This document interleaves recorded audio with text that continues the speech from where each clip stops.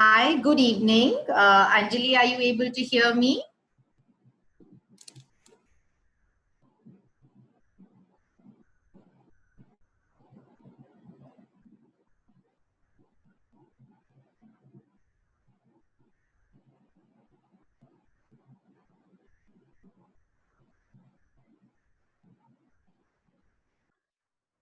Hey Sandhya.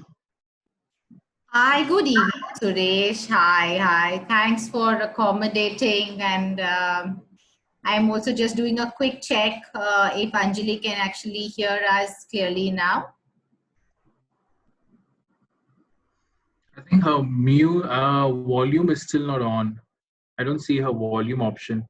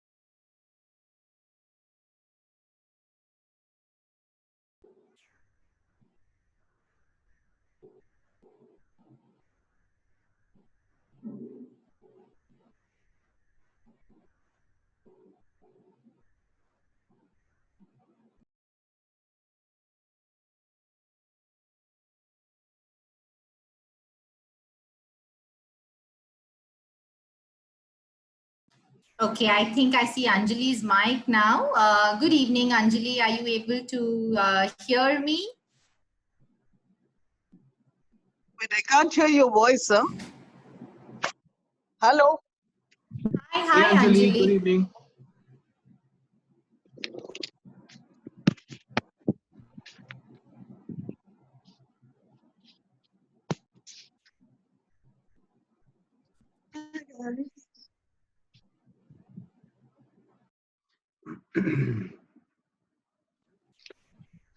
I think also maybe Janvi, we should get started. Meanwhile, I'll also check with Anjali. I think before Janvi begins, our sincere apologies. We had a technical glitch due to which we were unable to, none of us were really able to connect onto the webinar. So our sincere apologies and thank you for accommodating and still wanting to be part of this particular learning and exchange session. Yes, over to you, Jan. Sure. I'm just doing a quick voice check. Am I audible? Hello. Yes. I am audible. Brilliant. So once again, good evening, everybody. My name is Janvi, and I'm a senior analyst at Great Place to Work. Welcome to another interesting webinar hosted by Great Place to Work India.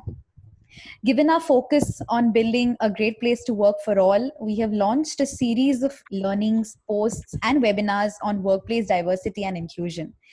Thank you, in fact, for the questions that you have shared with us during your registration.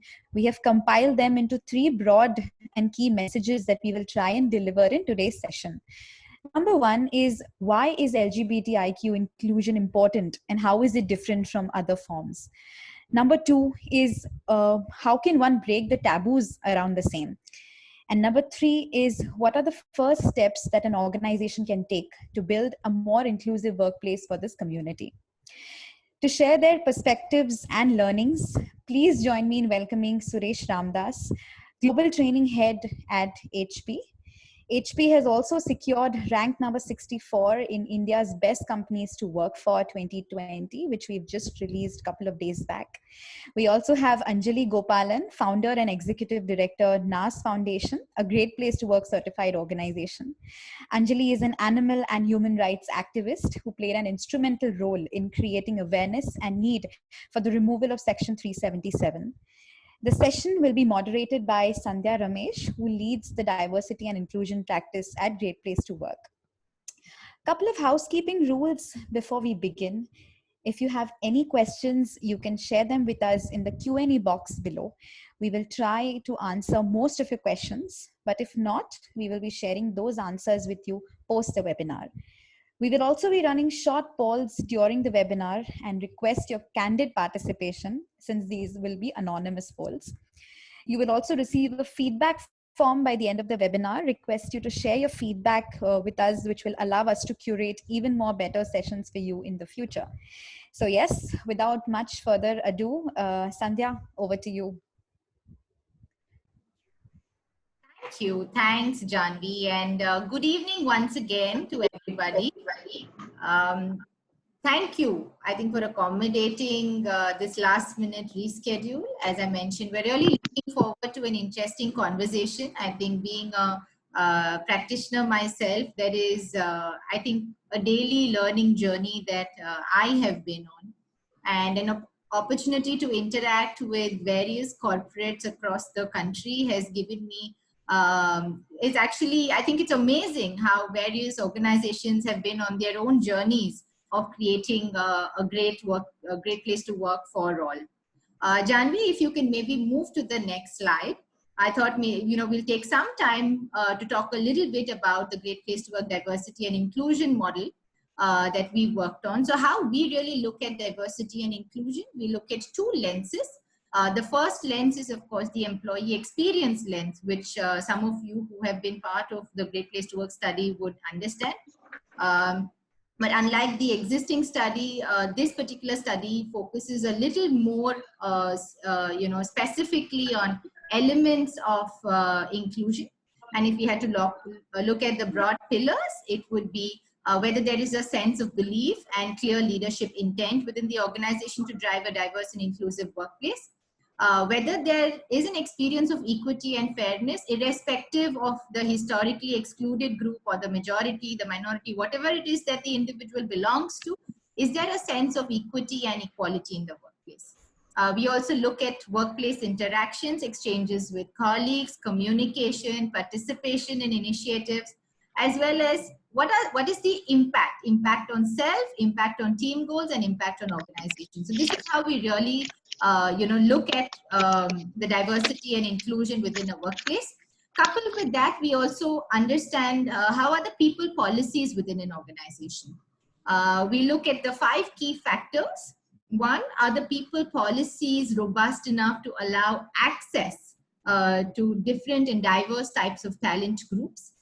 2, we look at how well do these people policies, how well are the people policies created in order to integrate various talent from diverse groups into the organization culture. 3, we look at whether we recognize the unique needs of individuals and whether we are able to support various groups within the organization. 4, how are we really able to create various policies to develop and grow individuals, again, recognizing their own needs. And lastly, as a culture, how are we enabling success? How are we driving a culture that allows employees to participate and actively drive diversity and inclusion as an agenda within the organization? Janvi, if you can also bring down the entire slide, and if we put this on a 2x2, what you'll really be able to see are 4 key types of cultures. The top right, of course, is a culture where the experience, so not only is it important to have representation, and I think this is somewhere a dilemma that a lot of organizations have been facing, not only looking at representation, but also looking at experience, and also evaluating the robustness of the people practices and how they recognize the needs of individuals. Yeah. I think having said that, Janvi, if you can move to the next slide, we know that diversity and inclusion is really a continuum, and if you had to look at it, there will be organizations across different levels of, diversity and inclusion that you will see. Various organizations have been on their journey so far. And I'm now going to use this opportunity because today our focus is also to say, to understand this particular group, which is in the community, the LGBTIQ community, a little better.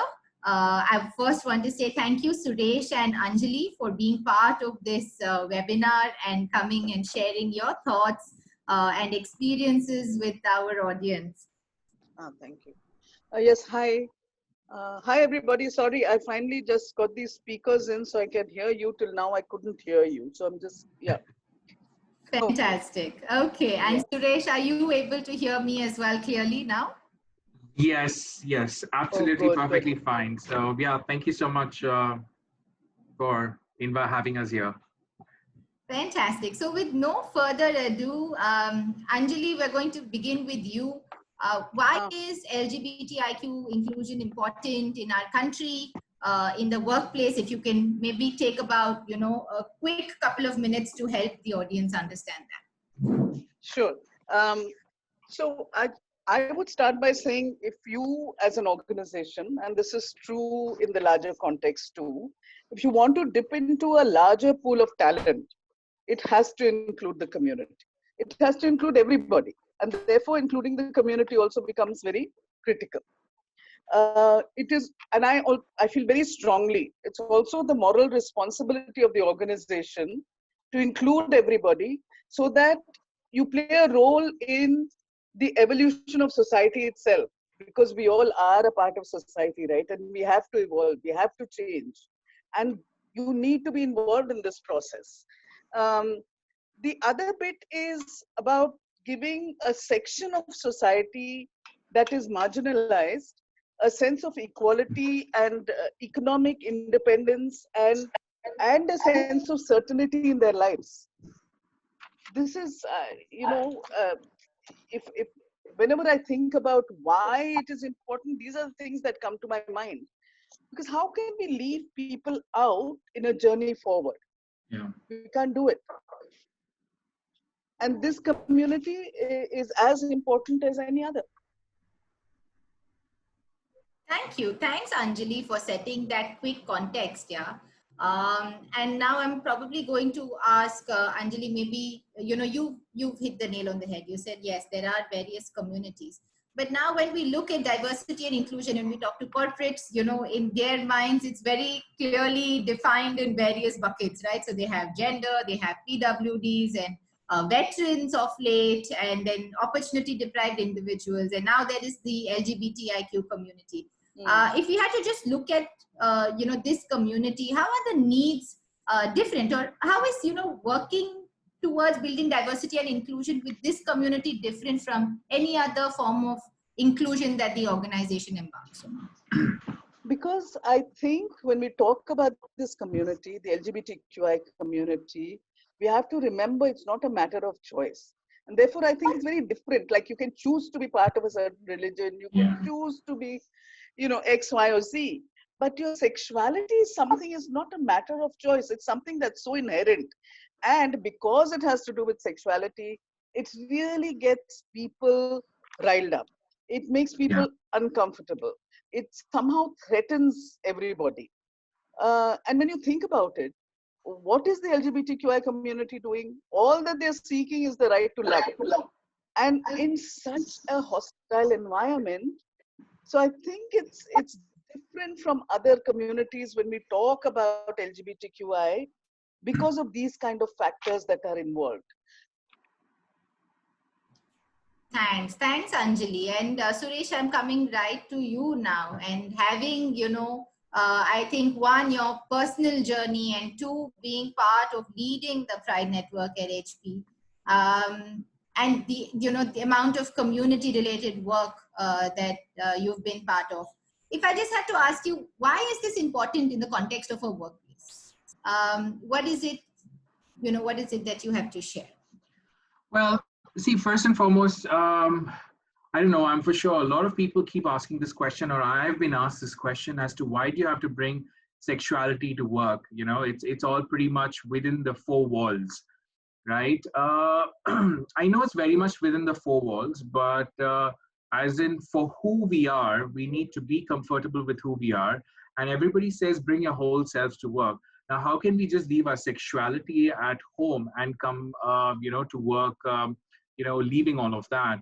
And I would always go ahead and, call this out, that when people say, keep everything, leave your gayness at home, and, or end of day, it's all work. For me, I always tell this, people bring their heterosexuality to work as well every day and throw it on our faces. be it, the wedding bands or the Mangal Sutra or the Sindoor Ka Tika types, all of that, what are you all trying to exhibit out there? Saying that you're married. Perfect. And you're also throwing a heteronormativity out there, saying that, yes, I'm married to, my husband. And if it's a wedding band or a wedding ring, you're saying, yes, you're married to, the opposite gender. So when y'all are throwing that heteronormativity at us, now when all of a sudden when we are being our true selves in whatever way it is, right?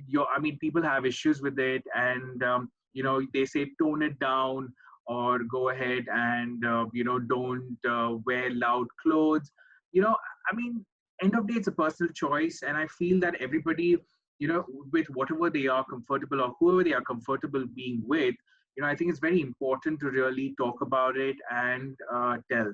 Because at one point in time, I know the Supreme Court of India did apologize, but also at the same time in 2013, they called us the minuscule minority and told us that you have a very small number. But we are 15% of the population as per some of the global stats. And also, to add on to what Anjali rightly said, homosexuality is not a choice. I always love posing this question to all the people out there who, are straight. Now, if homosexuality was a choice, I always throw this question: so when did y'all, decide to turn straight and throw all the straightness out there, right? So, I think allowing us to be who we are, expressing ourselves is very important, and that's why we need to talk about it, and let people be aware that we exist, be it the lesbians, the gays, the bisexuals, the transgender community. Again, they're out there visible. We need to do something for them. What about the intersex community? They also need to be a part of that, right? I think conversations going forward from a workplace perspective, we also need to talk about queer people, non-binary who do not want to conform, and then the plus community where everybody else under the umbrella comes in, but also people living with HIV, right? So nobody talks about all of these communities and people, which is very, very important.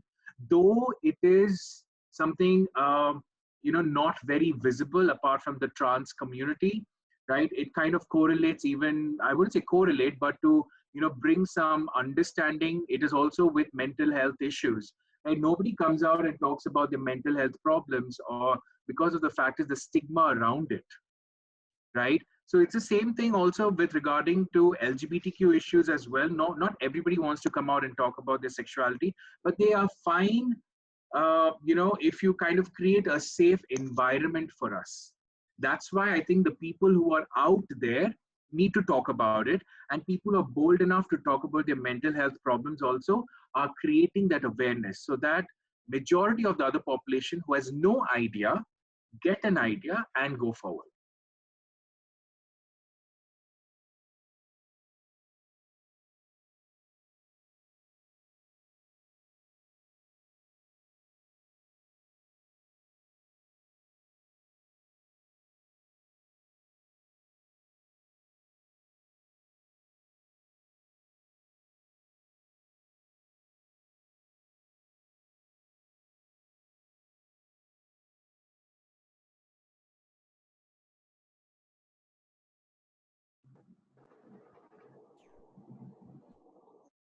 Sabal,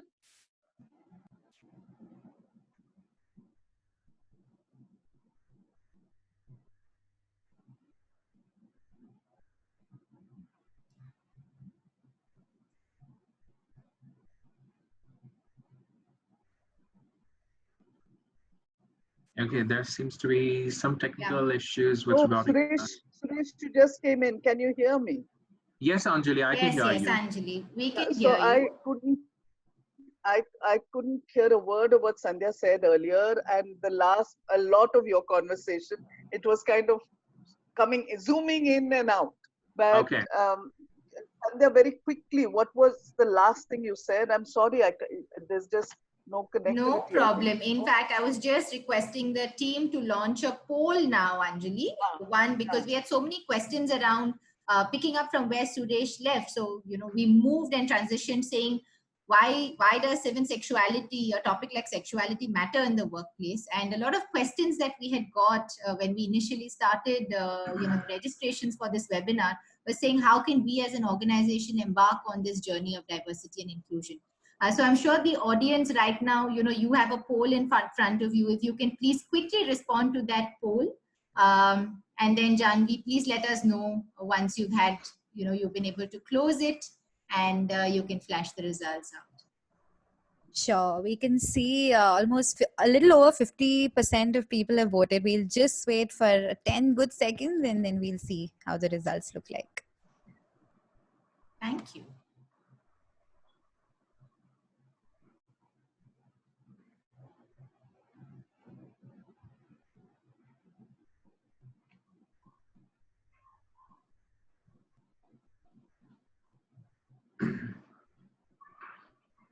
I would be very interested to see what is the answer for the second question. Yes.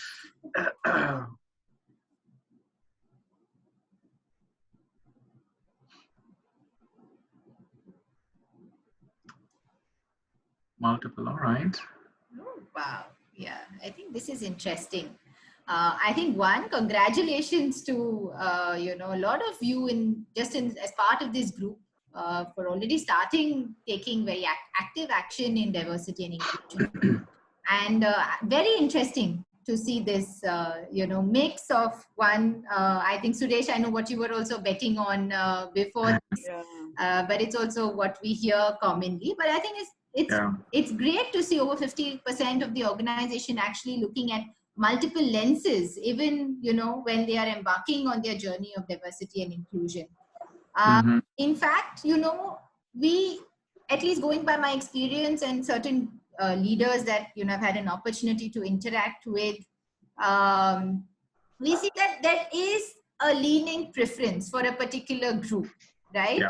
And we had a pertinent question that came up from this particular group that's attending, saying that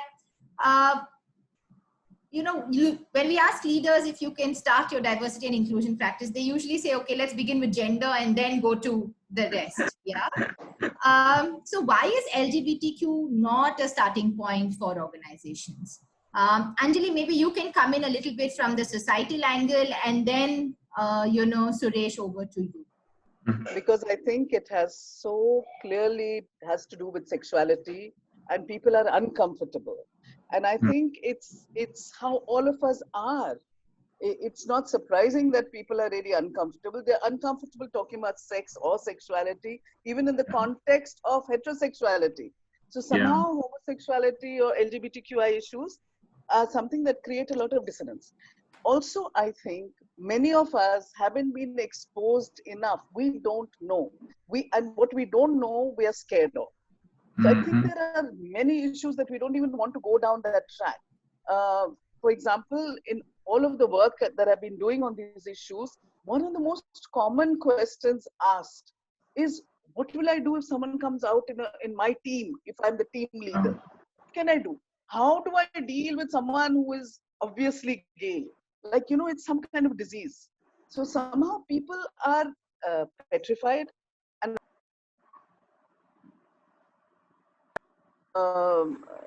not knowing, not being exposed, so I feel it's very important when we do look at these issues that training is a key component of all of this. Sharing ideas, talking about these issues across the board. So whether it is from the head of the organization down to the peon in the office or the gardener or the guard or whoever, everyone needs to be exposed. And don't assume that those of us who are formally educated have a better grip on things because I don't think that's necessarily true. A lot of it has to do with not knowing, of being scared because we don't know how. How do I address them?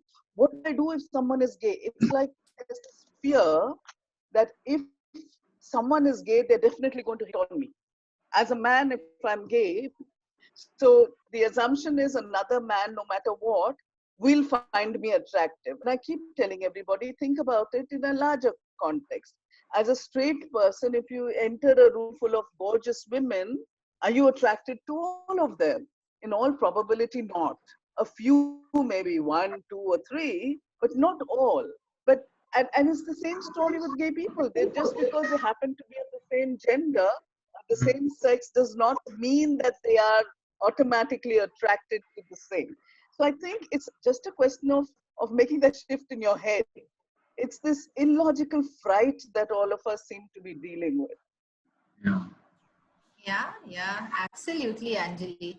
And let's hear maybe from you, Suresh, on what is it that some organizations, and if you take HP, right, and all the initiatives that you are currently running at HP and the organization and leadership is driving, what are 2 or 3 examples of how do you go about advertising employees, I think communicating, advocating? What are 2 or 3 quick practices that you can share with us that can help sensitizing and creating more awareness about the community with the larger organization? See, I think firstly, the intent of inclusion should be there, right?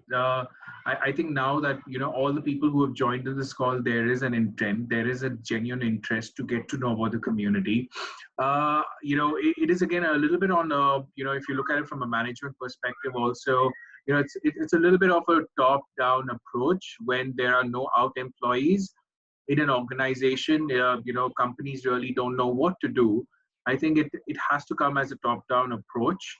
But if there are employees or if there are people who are from the community within the organization, reach out to them and ask them what needs to be done, right? So end of the day, it is a learning opportunity for everybody.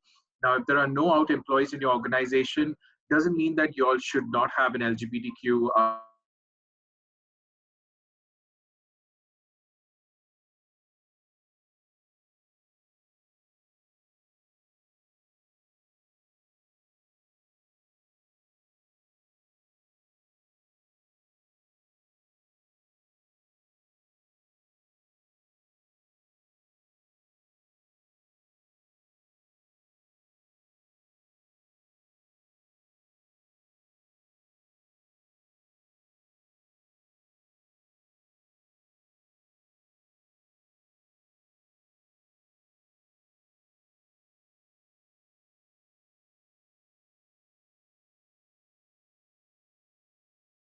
intersectionality that is coming. Are we addressing all of those issues? So that's why it's very important. I think, even to a previous point to call out, intersectionality is so much important, and it is there. It is the need of the hour as well, so that we understand. And that's why, plugging in LGBTQ is also very important. With that being said, awareness, even what rightly Anjali said, training, awareness, sensitization are the key things. Don't expect change to happen like within 3 sessions. It's a culture change. Keep this in mind. The same people outside the organization are part of the society, and there is so much of homophobia outside your organization. Now, they are going to take all that information and come into work. And you are trying to bring that change about saying accept everybody for who they are. But moment they leave that space, they go back and then they fill more information, right? Be it social media, be it your regular, advertisements, movies, which are not very gay friendly or LGBT friendly. They're still very stereotyping, and then they kind of, making that assumption out there. So we need to kind of, drive this conversation consciously and make it a point that, the leaders really take this conversation forward and drive these initiatives. Bring more people from outside the community. I know, as what Anjali said, anything which is uncomfortable, we are like, let's not go into that. Because Finish, Suresh. If I just want to add, if Suresh is done, I just want to add to something that Suresh had just said. Yeah, go ahead, Anjali. Okay, I'm thinking also when we look at organizations, can we also look at various the legal aspects? For example, you have company policies around insurance, healthcare, etc. Right? So surely you can include partners in this process, because one is the legal aspect, which is what people are very worried about. Okay, so homosexuality has been decriminalized, yet people in the, obviously, the community doesn't have any rights. But as an organ, not yet. Though things are changing in very interesting ways, right? So even though the community doesn't have, for example, the right to marry, you find that in recent times there have been a few judgments which have been very interesting. For example, in Uttar Pradesh and Kerala high courts both have recently given judgments saying that same-sex couples can live together. That's a huge change because nothing else has changed, right? Only what has happened is homosexuality has been decriminalized. Yet quietly these things are beginning to happen. In Kerala, it was in the context of lesbians that a judgment, that a hearing is going on right now. Last year, the Madras High Court said something about TG women. Marriage between a TG woman and a straight man is fine. So coming back to companies, I think if you have, you need to have an anti-discriminatory policy in place, because companies can do that. There are global issues around this, right? So I don't think one needs to worry too much about whether homosexuality, whether it's legal in India or not, because this is the one thing that keeps getting thrown at me all the time. It is still not legal. But I'm saying no, maybe it's not legal in the traditional sense of the term, but as a company, as an organization, surely you can extend the benefits that spouses get to partners. I don't see a big issue there, right? For example, okay, marriage is a legal issue, let's not deal with that. But insurance, healthcare, surely those are the things that you can ensure that everybody gets access to. So I think we can do a lot when we're looking at inclusion and looking at how to change the environment in the organization. Because when the company takes a stand like that, no matter how homophobic people are around you, there are certain things they have to toe the line with. And the other thing I want to say is, please remember that we do not, this homophobia also comes from this whole issue of why don't gay people talk about the fact that they're gay? And my question is, we are not asking, my response to this is, we are not asking straight people to go out there and declare their sexuality. Why do you expect gay people to do that? In fact, their sexuality is as dear to them and as private to them as yours is. So therefore, I think it's just a question of how do we make this shift in our heads? And that only happens with exposure. Thank you for bringing that up, Anjali. And I think that has been the question, right? I think the very first thing that one looks at as a success measure for diversity and inclusion is representation. Now with this particular community, you know, I think the individuals who are leading DNI somewhere are in this whole catch-22 situation, saying that, do I wait for people to come out and then modify my policies, or should I start modifying my policies? But then how can I justify, the cost for it, etc. So Suresh, what is step number one if you really had to talk about an organization and for the organization to embark on this journey of, creating an inclusive workplace for LGBTIQ inclusion? I think for me, the first step that any organization kind of should really look at, I think, is the strategy and the leadership accountability that really needs to go into this, right? For me, I so totally believe in this. Now, if you all are in the right space to want to go ahead and have LGBTQ as inclusive, you need to have a strategy around it to kind of see what are the next steps that you're going to really have, and the leadership accountability right from the start. If there are no out people, then drive this conversation from a very high level. It is the key thing. If there are out people as well, now are you all willing to go ahead and listen to those out people to try and make their lives better, knowing the fact that people's mentality, or a majority or quite a few of them, are going to be homophobic? So are you going to have a strategy on how to tackle that, right? So leaders' accountability is very important. Next, I think, is more to do with policy guidelines, which again are very I think they also kind of bind people together in the right way. Policies, be it, make them all gender neutral. Look at all the policies that you all have. And, as what Anjali said, do you all have any anti-discriminatory policy, irrespective of the gender or the sex of the person, right? So you need to categorically call that out and make, those adjustments in your policies and guidelines. Anytime you're going ahead and talking about sexual harassment, category call out, even if it's for the opposite sex, LGBTQ people, be it bullying or even persons with disabilities. You need to call it out so that it is there, because tomorrow this ambiguity that, oh, I was not sure if it is there or not, oh, I didn't know it was for LGBTQ people, because it is not mentioned. All employees, yes, but all that ambiguity is kind of really clear out when your policies and guidelines do mention gender, people with disabilities, and sexual orientation.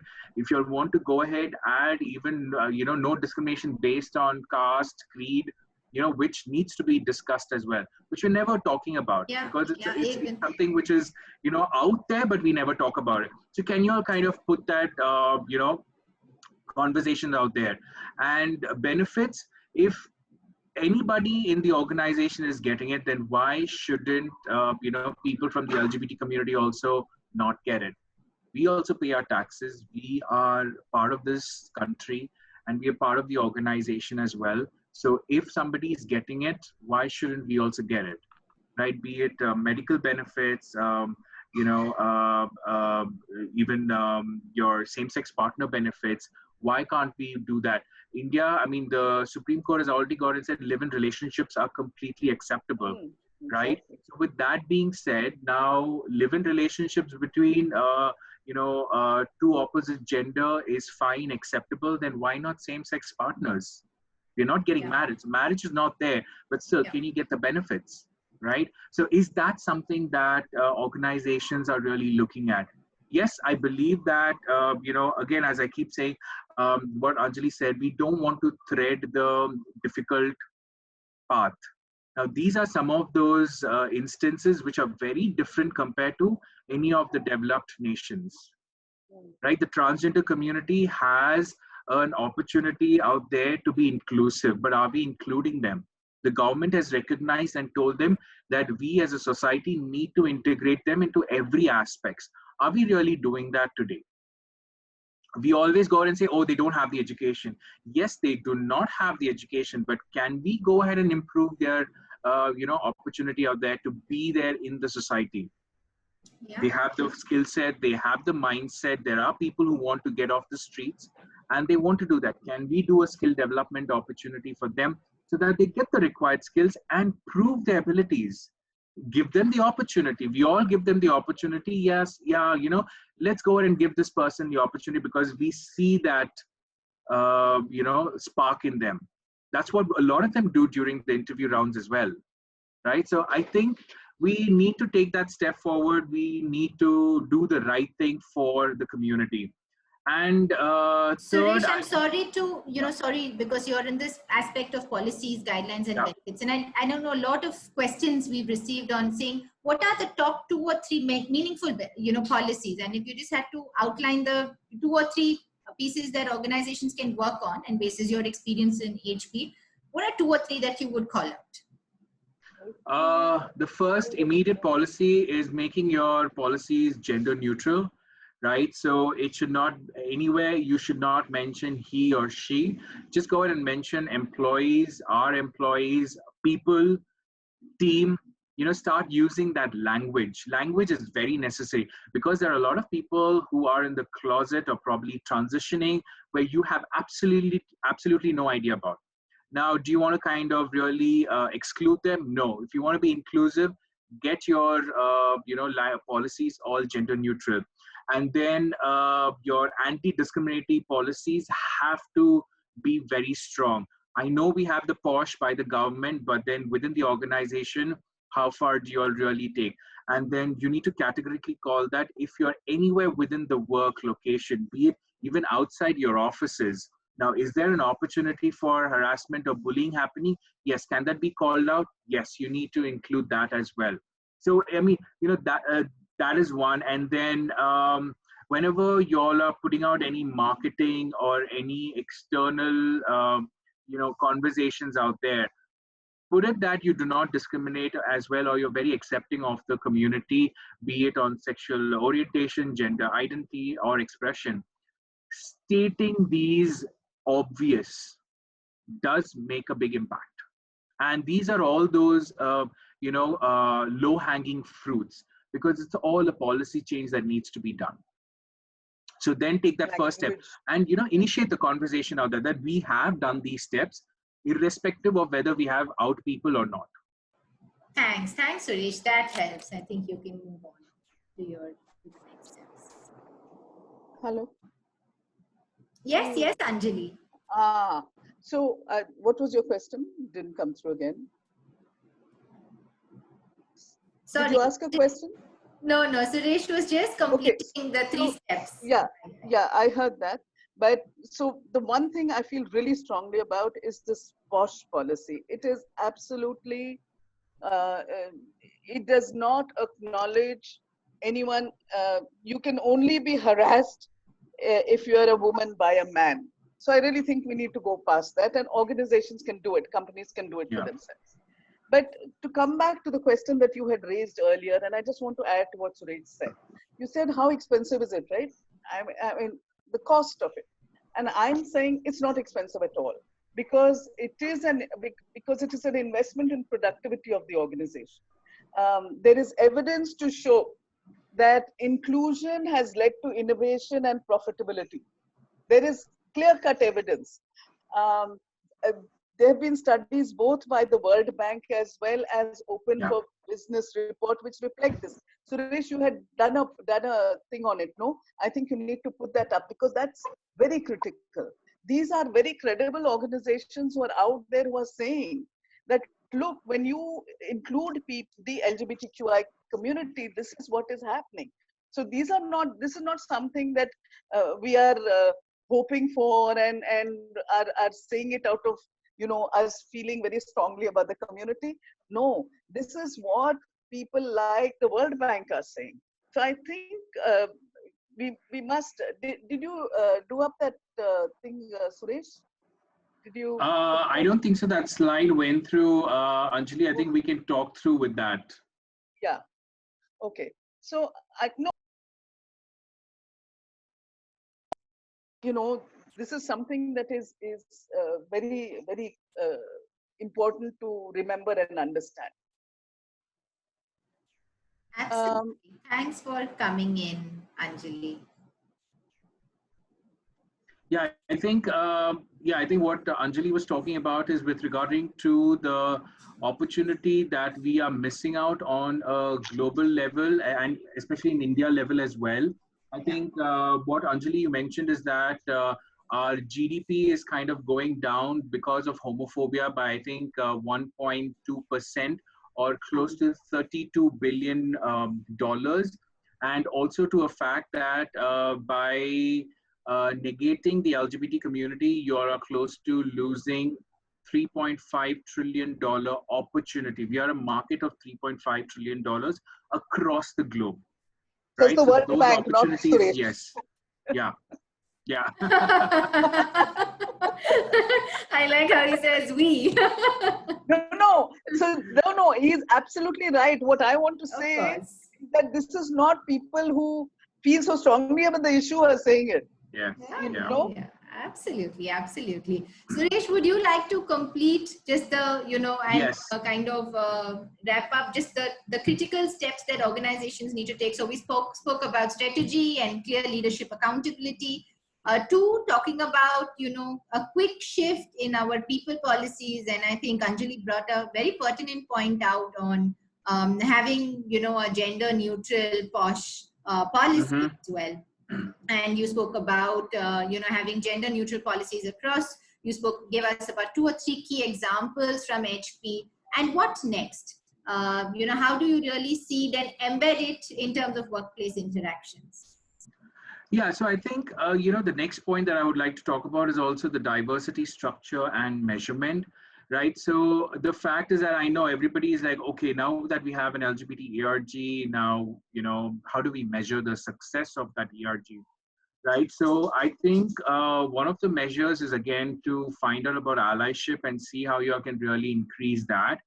And also at the same time, is there any data point that you all can use anonymously to go ahead and find out, is there any LGBTQ people in your organization, find it out. Again, anonymity is the key thing, right? So wherein you all can measure some of these information if people want to reveal it or not, and then take the conversation out there. So if people are not wanting to reveal, then again, it's a personal thing, or maybe the environment is not very friendly. So you'll need to really work towards that. And I think structure specifically for LGBTQ people is that you'll need to have somebody who does this day in and day out. In regards to DNI, I know in a lot of places it's HR who takes over and does that. Can we have more minds from outside who want to be part of the diversity and inclusion team, build that so that it doesn't become very HR centric? There are other minds coming in, and you all can really build that. So getting a diverse group of people to form this kind of coalition is very important. Learn from also the other ERG groups that you all have. If you all are finding it difficult to initiate one for LGBT, can you all work with women, people with disabilities, young or generational, and then at times even with armed forces, if you all do have that, bring in all those contexts of intersectionality and build that, grow from there. They are your allies, and then they can really kickstart those conversations as well. And lastly, I think corporate culture and training. I think this is something which has to go on and on and on. I mean, see it for gender, even after so many years and decades, we are still at times, going back to the basics of conversation. So if for gender, I mean, for, if for women, if you're going ahead and having those conversations even now after maybe 4 or 5 decades, now imagine for LGBTQ how much more you need to do. And it's a spectrum, right? So understanding even the basics can take time, but I think it is required for you all to have this ongoing conversation around LGBTQ is very important. And it shouldn't be just concise to only 1 month, which is June. I know everybody goes gaga over June and we want to go ahead and make sure, yes, we need to do that. But I would also encourage you all to have an ongoing session. Like I know a lot of them do, a lot of organizations or movement is Women's Day. Oh, that entire month is, for women. But what about the rest of the time? Is it only confined to that? Same for LGBTQ. Yeah. I would encourage people to also use September as a Pride month for India, because that's the date when Supreme Court removed Section 377. So why don't you all take these opportunities, identify those very important dates, and celebrate and create awareness. It's that one reason you'll want to celebrate. So pick those dates. You have Transgender Day of Remembrance, which is on November. Then you have Coming Out Day, which is in October. There is something or the other which you'll need to bring awareness about, the community. And then you'll need to use that. And, don't just stop having conversations or don't just do this. It has to be an ongoing thing.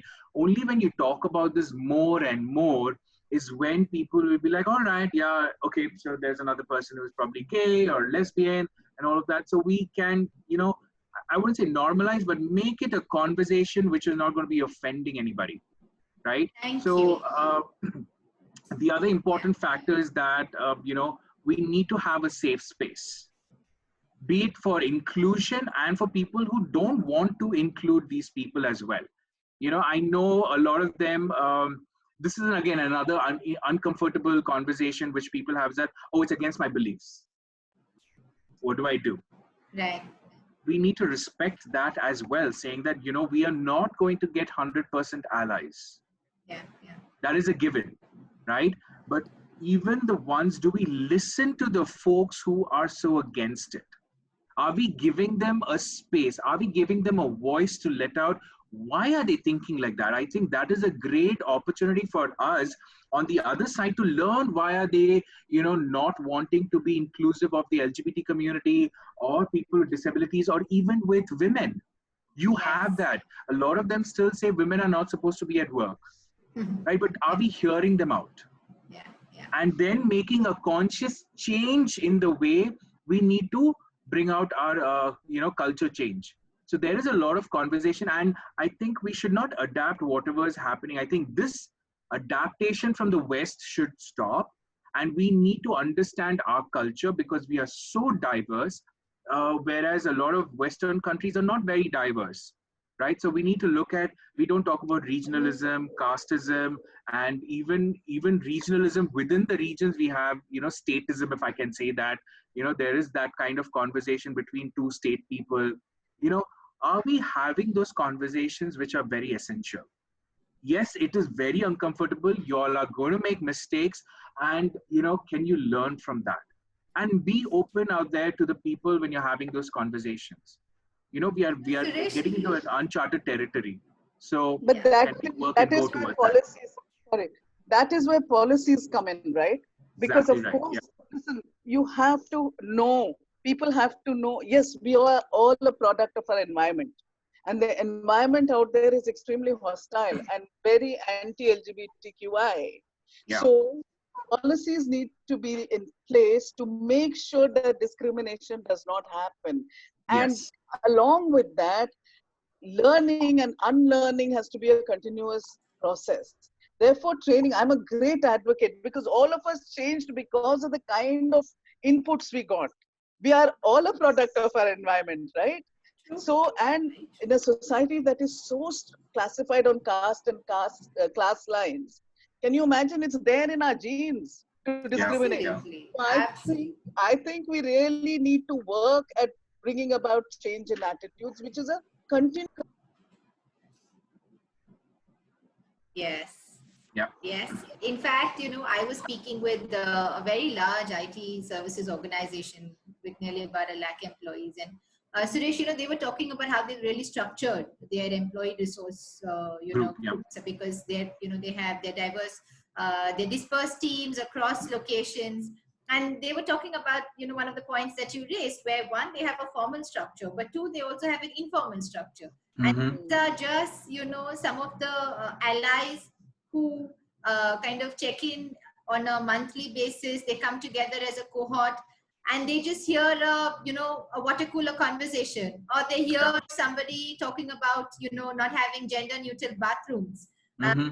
And they actually pick all of this up very very anonymously and come back and report, just so that there can be some kind of bottom up collaboration in policy Mm-hmm. that happen at the organization. Having said that, I can also see there are some questions pouring in. Very honestly, we actually built this session keeping in mind all the questions that came in, but now I see there are more questions coming in. Suresh, do you want to quickly cover the spectrum of allyship, right? And I think Yes. that's a wonderful thing, because a lot of us here are on that journey. And, I think it'll be great to know that some things that we do may seem material and say, okay, I feel like an ally, but there are others who probably would take baby steps and still feel like they're not fully playing that role of their ally. So maybe All we true. want to take about 2 or 3 quick minutes to talk about, the spectrum of allyship. Allyship. Yes. Yeah. Definitely. So I think, Janvi, if you can go to the next slide and come back to this, I think it makes more sense. So if you go to the next slide, so this is what is an ally spectrum, right? So for everybody on the call, I know that now you already know through a lot of information that LGBTQ is a spectrum. It's not just binary focused, right? So even for allyship also, it is a spectrum. I know everybody thinks that, oh my God, am I saying the right things? Oh, I don't know anything about the community. Or you're on the other extreme where like, yes, I'm going to be there for the community. I'm going to do all the pride marches. I'm going to fight for them and all of that, right? So it is okay to be in one of the spectrum as well, right? Be it at the start, like here you see the first person, the I am not really an ally, but I listen ally, right? So now what you all are all doing is, if you all are wanting to understand about the community, you all are just in the listening mode, which is absolutely fine as well. This is something that you all really need to look at, and you all are going to progress when you'll take a conscious effort. So with that being said, Janvi, if we can go back to the previous slide, we talk about the roles of the allies. So first and foremost, the thing that, Anjali, myself, Sandhya have all been talking about is, yes, everybody have to be treated with dignity and respect. That should be the first thing, of any ally, right? As a fellow human being, yes, you need to be treated as a person, as who you are. And then secondly, I would always say is, do not be afraid to ask. We are not, I wouldn't say gods, but then I would say we are not people who know everything, right? There are a lot of things we don't know, and we are still in the journey of learning. Can you be in that growth mindset of wanting to learn? And it's okay to say that I do not know. It's okay to say that. A lot of Indians, I would say, I'm not stereotyping here again. It is a very common thing that we see. Even if you go ask somebody on the street for directions, even if he doesn't know, he will still say, left jao, right jao, aage se kisi aur ko pooch lo. We are so not, we cringe at times to say no, or I don't know. So get out of that habit. Go ahead and say, I do not know, can you help me out? In fact, I think this is a great time to bring about the example that we were discussing this morning about the renaming of the metro station. Yeah, the metro station, right? So it's a very, have you all seen the She-Man? She-Man as a station in Noida, in a metro station. Didn't they have the thought process to go ahead and consult somebody from the community to find out, hey, is this a right name that we're giving? I think don't assume everything that you all know it all and, okay, fine, do that. This is some official who visited Thailand. Well, again, I'm for sure for the wrong reason they have visited and they've got to know that. Well, yeah. I think the other thing also is just the lens, right? I think you've been wearing a certain lens your entire life, and that's how you've been viewing the world. That's how you have been sharing ideas. Right. And then, if you all are afraid to ask, then learn about the community. Online is always there. There are now tons of online opportunities for you all to go and learn. If you all say, oh, I do not know, maybe you all haven't taken the effort to learn. Take that extra effort to learn. We do that for everything possible. Why don't you all take that extra effort to know about a community, right? And don't just be, supporting us from virtually. Step out, come out in the open and support us openly. If there's any pride marches, come out there. People will question, especially the male folks. If you all come out as an ally, you're always going to be questioned about your sexual orientation. Yeah. Trust me. Women are absolutely, they are never going to be questioned. They're like, oh, wow, yes, women are joining the gang and they're always there for the LGBTQ people. Why? Because mostly gay men are, friends with women. So we have no issue. So they will come and fight. Men come in, oh my God, my sexual orientation is going to be questioned. No, come out in the open, be who you are. And accept it. I'm straight. I like to be supporting the, LGBT community because I feel that this is the right thing. So come out, and that makes a huge change. This also comes in at workplace. Yeah. Workplace is so important. 3 very quick tips that we can leave with our audience, because I also know we're probably 3 or 4 minutes into closing the session. If there are maybe 3 tips that we can leave with the audience on how is it that they can create, an inclusive culture just through their own interactions. What are going to be your 3 tips? And then Anjali, I'm coming quickly to you. For me, 3 tips are, I always say, in your day-to-day conversation, wow, you put me in a different spot now. Anjali, can you go? I will just think about those 3 points. All right. I have so many. I'm trying to prioritize here. Okay, Suresh, we'll give you your you time. think while I do my 3 tips because I've been thinking about it. See, I think firstly you start by treating the person as a human being, what Suresh has said. And let me just try and relate it to our everyday life. For example, as a parent, you need to nurture all your children, right? Including the child who is different. So remember that child is also yours, and you learn how to nurture and take care of different needs. And you only do that because you're also seeing them as an individual, as a human being, right? So I think if we start with that, it'll get us somewhere. The other tip I have, because this is something that gets asked with a lot of trepidation and fear, how do I address them? Right? And my answer is, let individuals determine how they want to be addressed, right? For example, nowadays, some people want to be addressed as them and they. I know this flies in the face of Ren and Martin, and it's really difficult for us to make that switch because we are brought up thinking of life in tenses, right?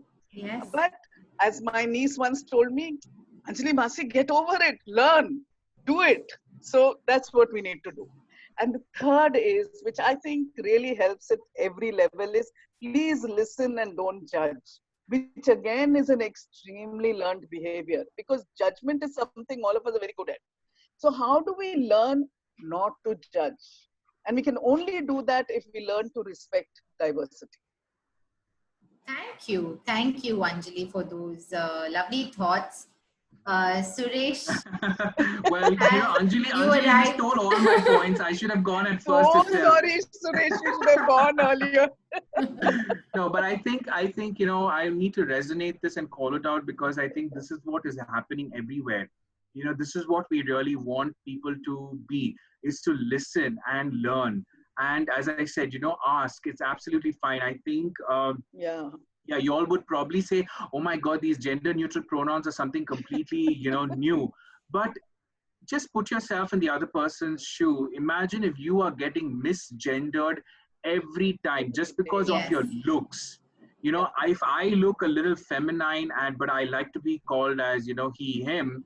Now imagine like she always being addressed, oh, look at her, or even on the telephone, I'm for sure a lot of them who have, a softer voice and who identify themselves to be male, but then nature gave them the soft voice and they are on the phone and always they call as ma'am, hello ma'am, yes ma'am.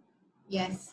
Fine, ma'am. How annoying would you get if you were in that person's shoe? So it's always good to ask, because you really don't know what the other person is going through or wants to be addressed as, right? I think you need to respect individuality and respect them for who they are.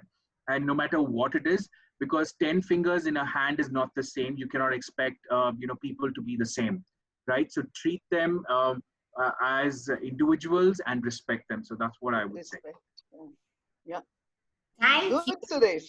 Thank you so much, Anjali and Suresh, for coming together. I think one, accommodating the delay and still being part of it.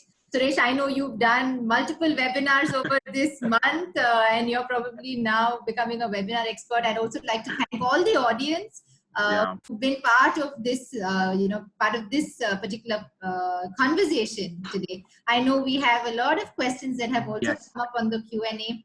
We are going to make sure that we get responses from Suresh and Anjali and respond to you over this week and close loop with you. Yeah, I was just about to say there are a lot of questions out there. Do not worry.